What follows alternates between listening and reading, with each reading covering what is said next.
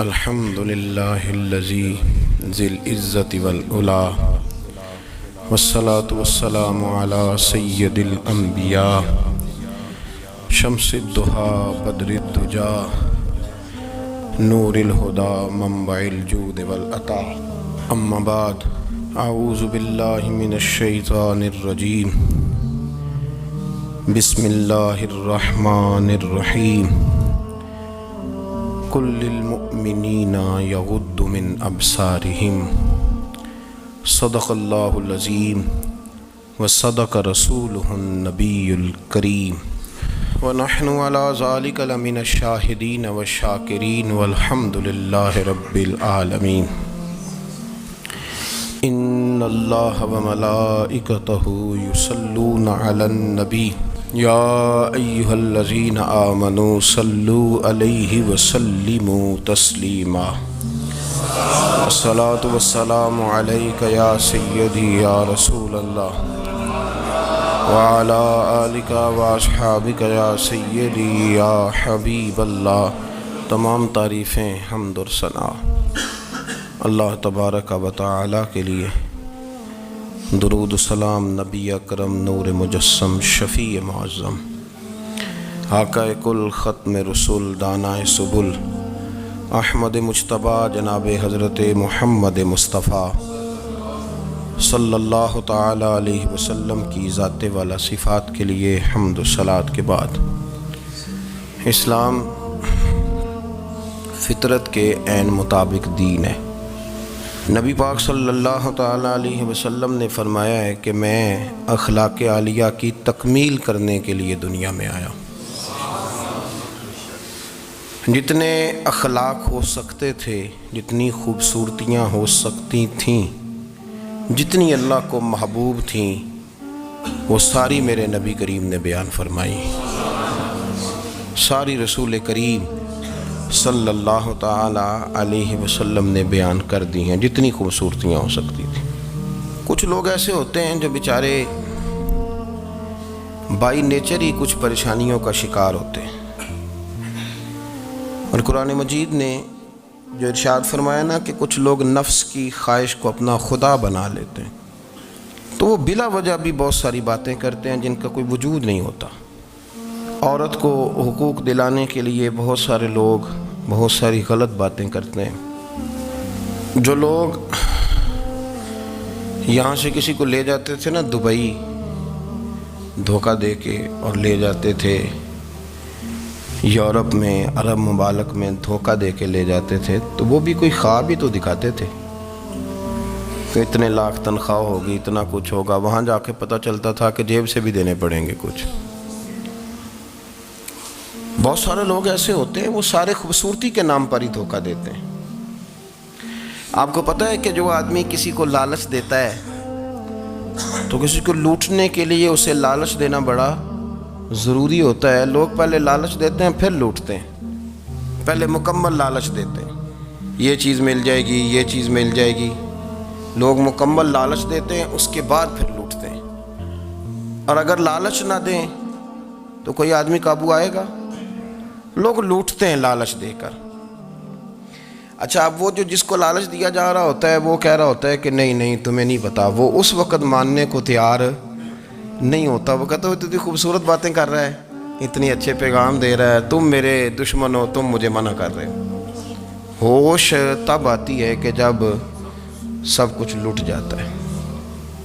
عورت کو ویسے بھی قابو کرنا بڑا آسان ہوتا ہے۔ اعلیٰ حضرت بریلوی رحمۃ اللہ علیہ فرماتے ہیں بیٹیاں نازک شیشیاں ہوتی ہیں، ان کو تو ذرا سی چوٹ لگے تو ٹوٹ جاتی ہیں۔ دیکھیں کتنا بڑا جملہ کہا بریلی کے امام، نازک شیشیاں ہیں، ذرا کوئی آدمی گمراہ کرتا ہے، ذرا خراب کرتا ہے۔ اب دیکھیں نا، یہ جو بچیوں کو بچے مس گائیڈ کرتے ہیں، انہیں بڑے بڑے خواب دکھاتے ہیں، وہ بیچاری ماں باپ کو چھوڑ کے، بہن بھائی کو چھوڑ کے اس کے ساتھ شادی کرتی ہے، پھر جو اس کا بعد میں حشر ہوتا ہے، آپ ادلیاں نو سردار پہن تکے تے شرما والیاں نو جھوٹے ڈولیاں دے۔ پھر وہ بیچاری ماں باپ رکھتے نہیں، وہ ظلم کرتا ہے تو کتنی بڑی تکلیف میں وہ بچی آ جاتی۔ नाजुक शीशी होती है ना तो टूट जाती। यही हाल अब जदीद ख़वातीन और ये जो कुछ एंकर पर्सन हैं, ये असल में ना ये आपको सियासत सिखाते हैं, लेकिन ये मादर पिदर आज़ाद लोग हैं, बिल्कुल आज़ाद। ये तो उलमा शोर ना करें, बात ना करें, गुफ्तगू ना करें, मशाइख बात ना करें, और ये जो कुछ संजीदा और दीनी तबका है ये कुछ शोर ना करे, ये तो रोडों पे नंगे होके आ जाए माशाअल्लाह। खौफनाक नज़रिया रखते हैं ये लोग। औरत को कहते हैं तेरे हुकूक हम तुझे लेके देंगे। मसलन वो कौन सा हक़ है जो तुमने लेके देना है? मेरे नबी करीम सल्लल्लाहु अलैहि वसल्लम इसको बेटी भी बनाया है, इसको बहन भी बनाया है, इसको माँ भी बनाया है, इसे बीवी का आलीशान रुतबा भी अता फरमाया है। और चूँकि बेटी का भी हक़ बड़ा बयान किया जाता है, बहन का भी, माँ का भी, और बीवी के मामले में लोग समझते हैं कि ज़्यादा बात नहीं करनी चाहिए, शायद मसला ख़राब हो जाए। हालांकि नबी पाक सल्लल्लाहु ताला अलैहि वसल्लम ने बीवी के बारे में पता क्या फरमाया? फरमाया जब तुम निकाह कर लेते हो तो अपना ईमान महफूज कर लेते हो। अब मैं इसकी शरह नहीं करता, अब खुद कर लीजिएगा कि वो एक ऐसी शख्सियत होती है कि जिसकी मौजूदगी में आपका ईमान महफूज है। अब मैं नहीं समझता कि इससे बड़ी बात कोई और हो सकती है, जिसकी मौजूदगी में आपका ईमान। और भाई ये हदीस पाक अर्ज़ कर रहा हूँ, निकाह जब कोई कर ले तो उसने अपना ईमान मुकम्मल कर लिया। इसका माना ये हुआ कि आपका ईमान महफूज है उसकी मौजूदगी में। तो इससे ज़्यादा भी, यानी ईमान सबसे कीमती चीज़ है ना, तो उसके महफूज होने की वजह हुजूर ने निकाह बयान कर दी। तो अब मेरा ख्याल है बीवी अगर कोई इससे बड़ा हुकूक मांगेगी तो बेवकूफ़ी करेगी।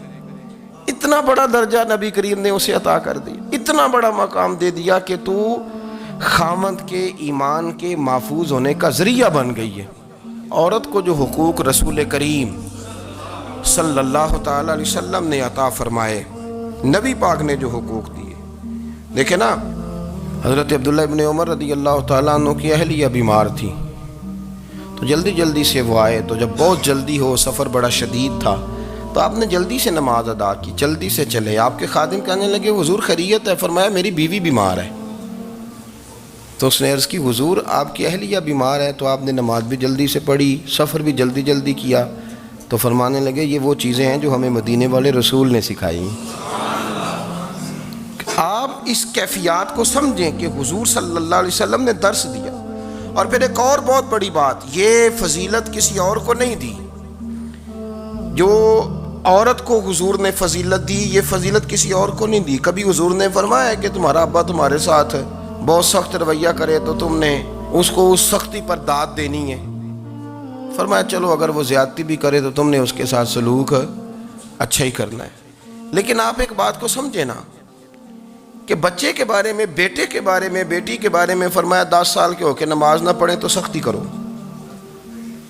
तुम्हारा डंडा भी लटकना चाहिए। बहुत सारी जगहों पे बहुत सारे लोगों के लिए सख्ती का हुक्म दिया, लेकिन औरत के लिए हुजूर ने जो जुमले कहे, असल में हम समझते हैं कि ये एक बात है, मशहूर हो गई है रवायत हदीस, तो बस इसके पस मंज़र पर और जुमलों के हुस्न पर शायद माज़अल्लाह गौर करने की ज़रूरत नहीं। ज़रा इस लफ्ज़ की तासीर पर गौर करें। हुजूर ने फरमाया औरत टेढ़ी पसली से पैदा की गई है, ये टेढ़ी है, तो सीधा करने की कोशिश करोगे तो टूट जाएगी। तो हुजूर फिर हमारे लिए हुक्म क्या है? फरमाया जैसी है तुम इसी के साथ निभा करो। आप समझें कि इतना महफूज हुजूर ने दर्जा दे दिया बीबी को, इतना महफूज कि फरमाया गलती भी हो तो मेरे गुलामों तुम इसके साथ निभा करो, गुजारा कर लो। को क्या और हक चाहिए औरत को, जिसको इसकी गलतियों समेत नबी पाक ने कबूल करने का हुक्म दे दिया कि इसकी कमज़ोरियों समेत कबूल कर लो। अब इसको और क्या, कोई कमज़ोरियों समेत कबूल करता है? कभी आप दुकान पे बैठे हो तो आप कहें भी इसमें ये भी गलती, मेरे माल में ये भी कमज़ोरी है, ये भी कमज़ोरी है, ये भी कमज़ोरी है, तो कर ले कबूल। करता है कोई? कोई शख्स ऐसा हो जो किसी चीज़ की कमज़ोरियाँ बयान करके कहे इसे कबूल करो? पर रसूल करीम सल्लल्लाहु ताला अलैहि वसल्लम ने ना हमें सबक दिया, हुजूर ने हमें दरस दिया, नबी पाक ने हमें पैगाम दिया। फरमाया ये टेढ़ी है, सीधी करने की कोशिश करोगे तो बेचारी टूट जाएगी, तो इसके साथ निभा कर जाओ। आप मेरी बात को समझिएगा। चले मैं इस पर एक और बुखारी मुस्लिम की हदीस पढ़ता हूँ। हज़रत सलमान फ़ारसी रज़ी अल्लाह ताला अन्हु और हज़रत अबू दरदा